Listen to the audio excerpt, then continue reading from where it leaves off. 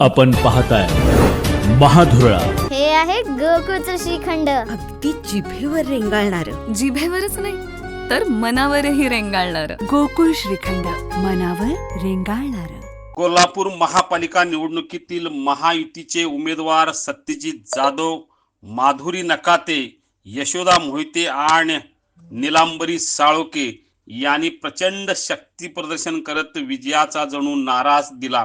प्रभाग क्रमांक 11 मधील महायुतीचे उमेदवार सत्यजित जाधव यांच्या पहिल्या दिवसापासूनच्या प्रचाराला या भागातील नागरिकांकडून प्रचंड प्रतिसाद मिळत आहे. आज शेवटची प्रचार फेरी निघाली, त्यालाही मोठ्या संख्येने मतदार बंधू भगिनी उपस्थिती लावत सत्यजित जाधव यांचा विजय पक्का केलेला आहे. कारण गेल्या अनेक वर्षापासून चंद्रकांत जाधव यांनी या भागात काम केलं. जयश्री जाधव यांनी प्रचंड कामं केली आणि त्या अण्णांच्या माघारी सत्यजित यांची जबाबदारी घेत या मतदारसंघानं सत्यजित जाधव यांना विजयी करण्याचा निर्धार या निमित्तानं केलेला आहे. प्रचंड गर्दी, भगवमय वातावरण, अशा चांगल्या वातावरणात या मतदारसंघात भव्य प्रचार फेरी काढण्यात आली.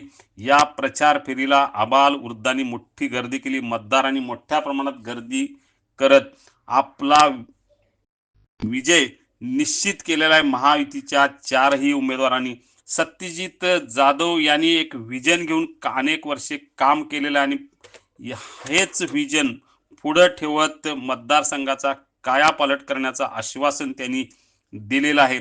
एकूणच गेल्या काही दिवसात त्यांच्या प्रचार फेरीला अतिशय चांगला प्रतिसाद मिळाला. आज निघालेल्या अंतिम प्रचार फेरीलाही प्रचंड उत्स्फूर्त प्रतिसाद मिळाला. ही फेरी म्हणजे सत्यजित जाधव यांच्या विजयाची साक्ष असल्याचे अनेकांनी यावेळी विश्वास बोलून दाखवलेला आहे. महायुतीच्या अनेक नेत्यांनी या प्रभागात सभा घेतल्या. खासदार धनंजय महाडिक, आमदार राजेश क्षीरसागर यांच्यासह अनेकांनी सत्यजित जाधव यांच्यासह सर्व महायुतीच्या उमेदवारांना विजयी करण्याचं आवाहन केलेलं आहे.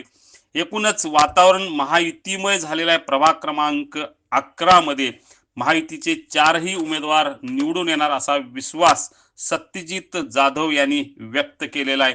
नेमकं काय म्हणाले ते पहा. आज जी भव्य महारॅली झाली ती चारही उमेदवारांची खूप चांगली झाली.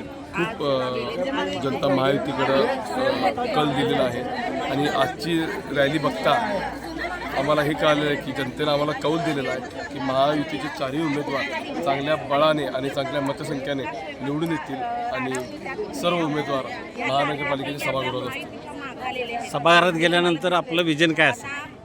सभागृहात गेल्यानंतर आमचं विजन एकच आहे की हा प्रभाग एक चांगल्या पद्धतीने नियोजित पद्धतीनं आखून त्याची फेज वाईज कामं चालू करणे.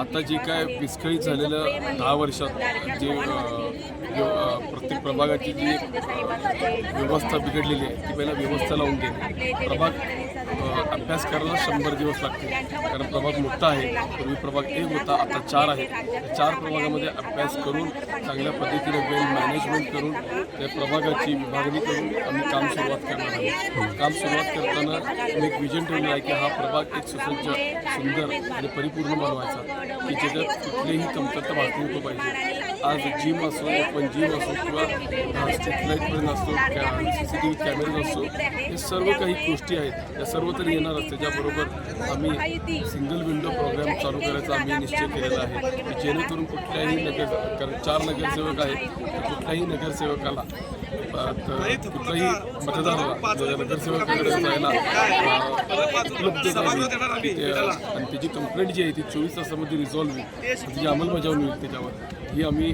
डिजिटलायझेशन 100% आम्ही या माध्यमातून आणणार. मी एवढंच आव्हान करीन, आज केंद्रात सत्ता युतीची आहे, आज महाराष्ट्रात सत्ता महायुतीची आहे आणि काल आपण बघितलं तर माननीय देवेंद्रजी फडणवीस साहेब आलेले. खरोखर त्यांनी चांगल्या पद्धतीनं एक कोल्हापूरचं विजन त्यांनी प्रबोधन केलेलं आहे. माझ्यामध्ये सर्व पत्रकार बंधू तिथं होते, त्यामुळे ते विजन आज तुम्हाला पेपरातून सुद्धा बघायला मिळालेलं असेल.